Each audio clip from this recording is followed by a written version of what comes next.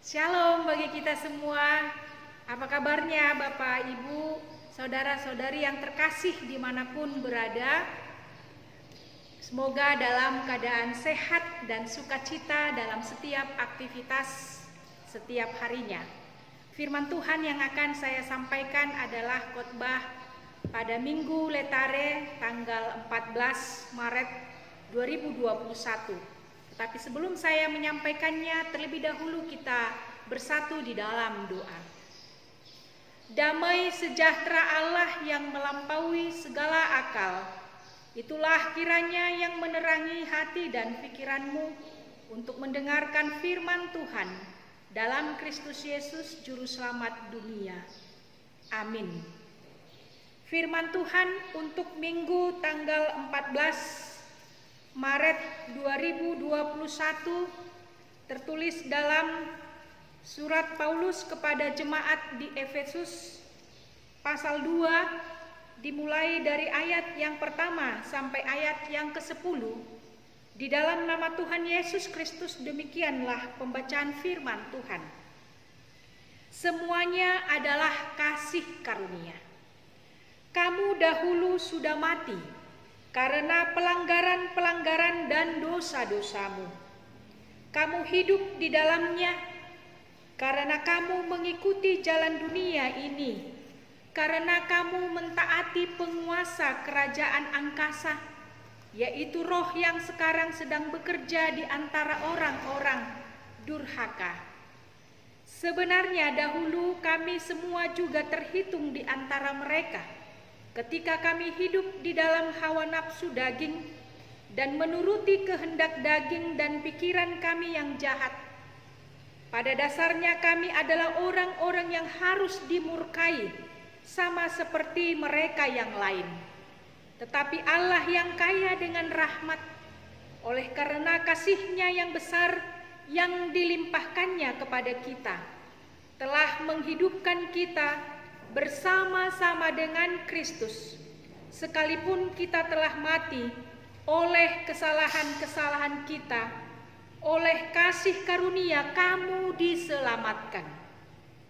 Dan di dalam Kristus Yesus Ia telah membangkitkan kita juga dan memberikan tempat bersama-sama dengan Dia di sorga, supaya pada masa yang akan datang Ia menunjukkan kepada kita kekayaan kasih karunia-Nya yang melimpah-limpah sesuai dengan kebaikan-Nya terhadap kita dalam Kristus Yesus.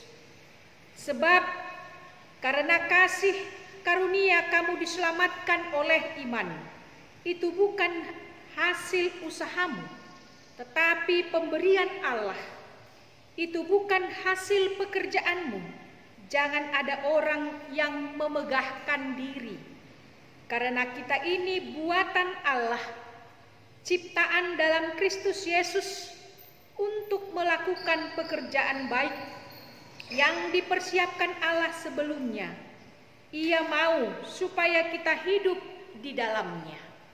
Demikianlah pembacaan firman Tuhan.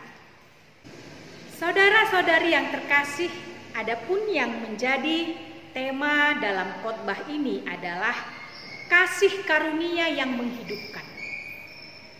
C.H. Spurgeon pernah berkata, semua macam perbudakan di dunia ini tidak ada yang lebih mengerikan dibandingkan dengan perbudakan dosa. Begitu dahsyatnyakah perbudakan dosa itu? Ya benar. Perbudakan di dunia hanya menyebabkan penderitaan yang sementara dan paling parah diakhiri dengan kematian. Namun perbudakan dosa menyebabkan manusia menderita untuk menerima hukuman di dalam hari penghakiman dan mengalami kematian untuk selama-lamanya. Sebab upah dosa adalah maut. Kita juga pasti sangat menghafal dan menyukai lagu yang berjudul Ajaib Benar Anugerah atau Amazing Grace. Lagu ini ditulis oleh John Newton. Ia lahir di London pada tanggal 24 Juli 1725, anak dari seorang kapten kapal. Ketika ia berumur 11 tahun, ia mulai pergi ke laut bersama dengan ayahnya. Setelah beberapa tahun lamanya, setelah dia mulai dewasa, ia menjadi kapten atas kapalnya sendiri dan juga terlibat dalam perdagangan budak-budak. John Newton tidak menyadari bahwa sesungguhnya dia juga merupakan seorang budak, bahkan budak dosa. Suatu kali ketika ia membawa kapalnya melewati badai yang sangat dahsyat, bahkan nyawa mereka semua terancam, ia pun berkata, "Tuhan, kasihanilah kami." Ini adalah pengalaman yang luar biasa yang dialami, di mana ia kemudian menyadari siapa itu Tuhan sesungguhnya dan siapa dirinya di hadapan Tuhan. Ia mengalami sendiri bahwa Tuhan begitu berkuasa menyelamatkan dia, menyelamatkan mereka dari badai yang sangat dahsyat itu. Maka mulai dari pengalaman itu, John Newton kemudian bertobat dan sungguh-sungguh mau menjadi pengikut Tuhan Yesus. Sama seperti John Newton yang sebelumnya hidup di dalam perbudakan dosa, membuat hubungannya putus dengan Allah. John Newton dulu yang mengalami kematian karena dosa dan pelanggarannya. Demikian juga orang-orang Efesus yang pada mulanya menyembah dewa Artemis. Mereka hidup di antara banyaknya pelacur yang melayani di kuil Artemis. Mereka juga mengalami kematian ketika hubungan mereka dengan sang sumber hidup terputus karena dosa dan pelanggaran mereka. Kepada jemaat Efesus, Rasul Paulus mengatakan, "Kamu dahulu sudah mati karena pelanggaran-pelanggaran dan dosa-dosamu." Dosa dan pelanggaran telah menyebabkan orang-orang Efesus mengalami kematian rohani, yaitu terpisah dari Allah. Rasul Paulus melayani di kota Efesus sekitar 3 tahun lamanya. Namun Paulus sangat berani berdebat, menasihati para penyembah Artemis, dewi termasyhur di Efesus, agar mereka bertobat dan mengenal Allah di dalam Yesus Kristus. Saudara-saudari yang terkasih di dalam nama Tuhan Yesus Kristus, surat Efesus ini memperlihatkan bagaimana Kristus mempersatukan orang Kristen bukan Yahudi dan orang Kristen Yahudi dengan merubuhkan tembok-tembok pemisah, yaitu perseteruan yang memisahkan mereka. Apa yang memisahkan mereka? Yaitu pemahaman tentang bagaimana manusia itu dibenarkan. Menurut orang Kristen Yahudi, manusia dibenarkan karena menaati hukum Taurat. Tetapi orang Kristen bukan Yahudi tidak menaatinya, sehingga sebagian orang Yahudi beranggapan bahwa hukum Taurat melarang mereka berhubungan dengan orang-orang Kristen bukan Yahudi. Namun Kristus telah mempersatukan dan memberikan hidupnya untuk mendamaikan, mempersatukan umatnya, mempersatukan, mendamaikan orang Kristen Yahudi dan orang Kristen bukan Yahudi. Dalam ayat 1 sampai ayat yang ketiga, Paulus melukiskan situasi dan cara hidup anggota jemaat sebelum mengenal Kristus dan sebelum mereka bertobat.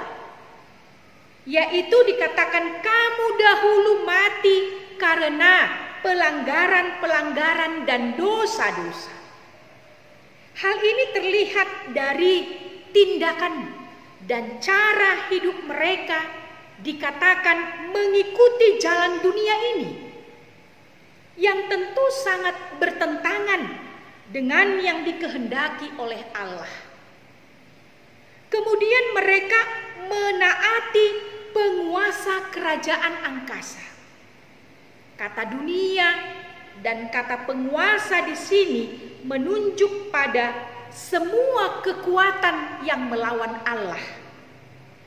Penguasa dalam ayat ini biasa disebut juga iblis dan setan-setan, yang merupakan pemimpin kekuatan-kekuatan di dunia ini. Dulu mereka hidup dan bekerja di antara orang-orang durhaka ini. Orang-orang durhaka ini ialah orang-orang yang tidak percaya dan tidak taat kepada Tuhan. Maka semua yang mereka lakukan ini membuat mereka mati, terpisah dari Allah. Kemudian lagi dalam ayat 4 sampai ayat yang ke-7, Allah yang kita sembah adalah Allah yang kaya dengan rahmat. Oleh karena kasih-Nya yang besar telah menghidupkan kita. Perlu diketahui bahwa ada dua istilah Yunani yang digunakan untuk kata hidup, yaitu bios dan zoe. Kata Yunani bios digunakan untuk menunjukkan bentuk kehidupan yang dimiliki setiap orang, yaitu kehidupan biologi yang dipertahankan dengan makanan, udara, dan air, tetapi pada akhirnya berakhir dengan kematian. Sedangkan kata zoe digunakan untuk menunjukkan kehidupan rohani, yaitu jenis kehidupan yang diberikan dan ditanamkan oleh Allah yang bersifat kekal ketika seseorang lahir baru. Dengan demikian, kedua kata hidup ini berbeda. Bios bersifat sementara dan fana, sedangkan zoe bersifat kekal. Kita yang telah mati karena kesalahan-kesalahan dan dosa-dosa kita, namun dengan kasih-Nya yang besar menghidupkan kita di dalam Kristus. Oleh kasih karunia kita diselamatkan.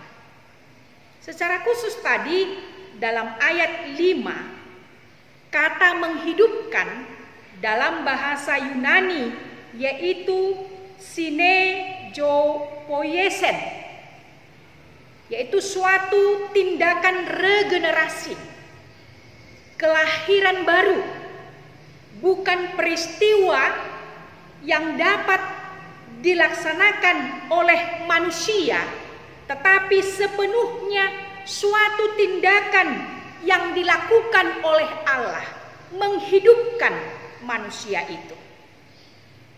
Dalam ayat 8 sampai ayat yang ke-10, Paulus kembali lagi kepada apa yang telah ia katakan di dalam ayat 5. Paulus mengatakan, sebab karena kasih karunia kamu diselamatkan oleh iman.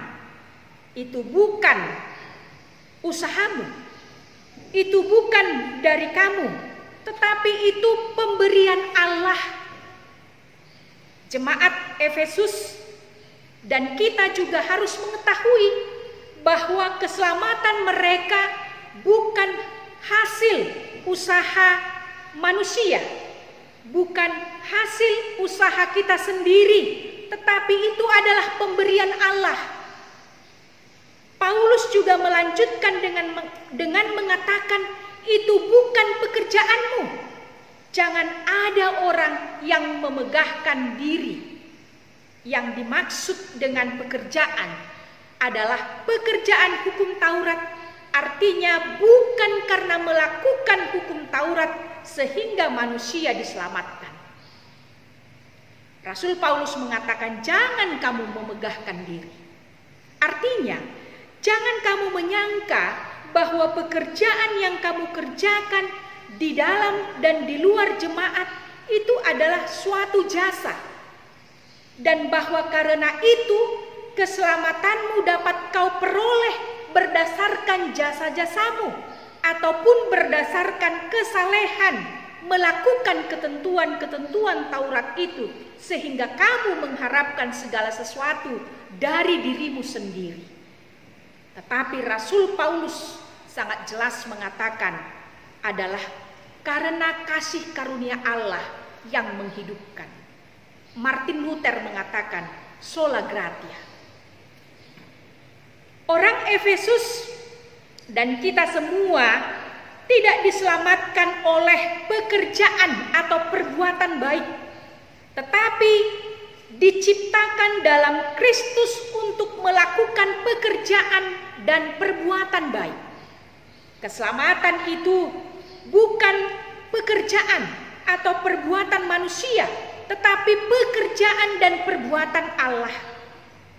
Segala sesuatu yang kita butuhkan untuk keselamatan kita, Tuhan berikan. Malahan keselamatan kita sendiri adalah pemberiannya. Tugas kita ialah menerima pemberian itu dan sebagai tanda pengucapan syukur kita meneruskannya atau membagi-bagikannya kepada orang lain.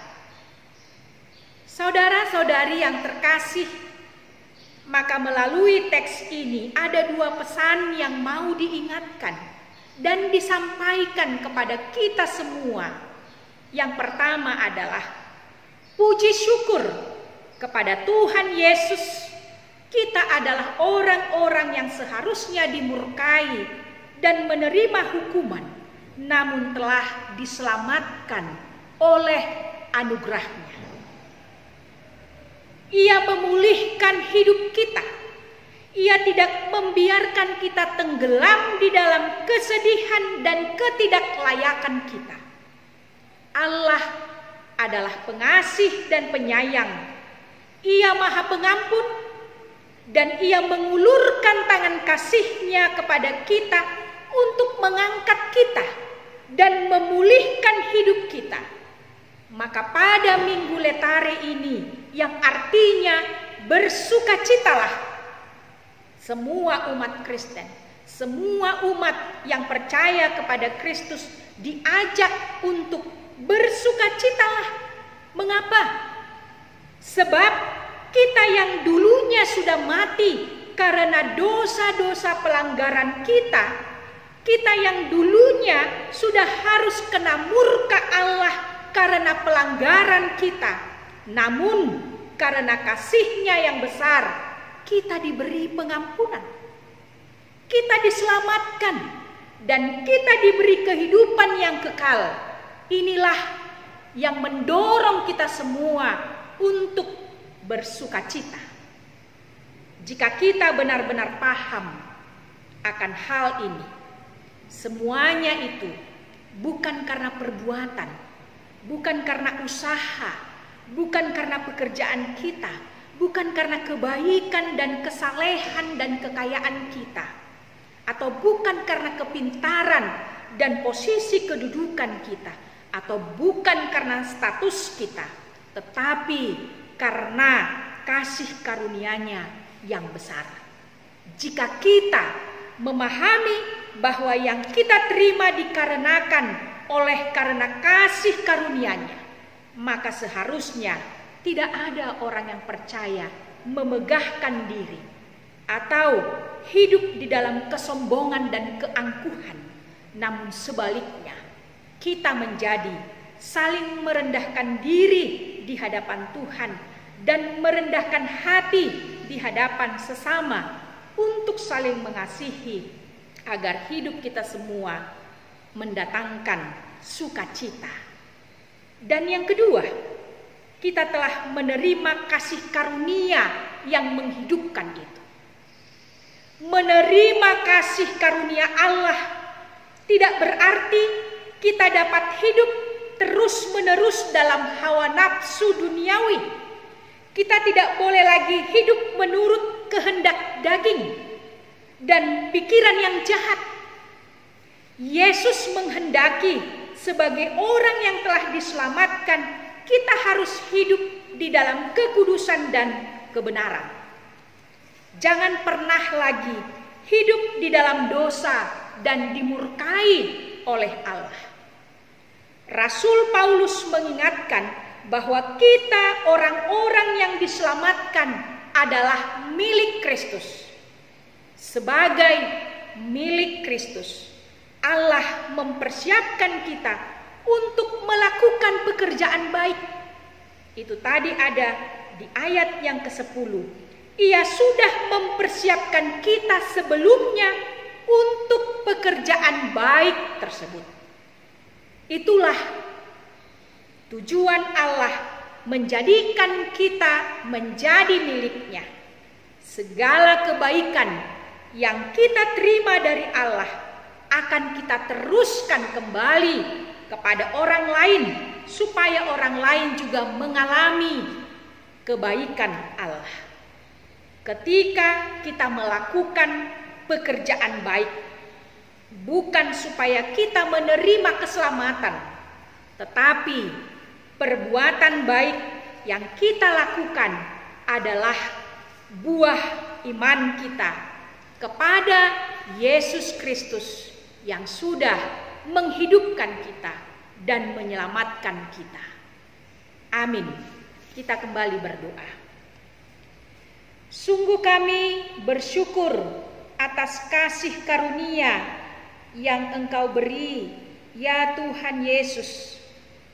Kami yang seharusnya menerima murka-Mu karena dosa-dosa dan pelanggaran kami, namun karena kasih-Mu yang besar telah menghidupkan kami, menyelamatkan kami, dan memberi kami kehidupan yang kekal. Tolonglah kami, ya Tuhan Yesus Kristus, agar kami senantiasa dapat hidup dengan benar, agar hidup kami bisa menjadi berkat bagi orang banyak. Ketika kami menerima hal yang baik, maka kami akan meneruskannya kembali kepada orang-orang yang di sekeliling kami. Dalam Kristus Yesus Sang Penebus kami. Amin.